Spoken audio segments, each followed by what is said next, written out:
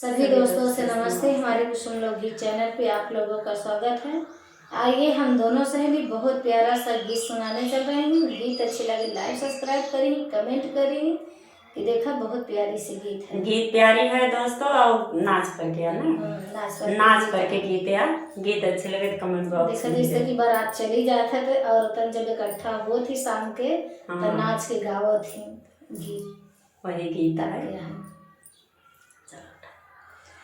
सुंदर नार गगरिया भरी लाई, सुंदर नार गगरिया भरी लाई, कहाँ के गागर कहाँ के डोरी, कहाँ के गागर कहाँ के डोरी, भला कहाँ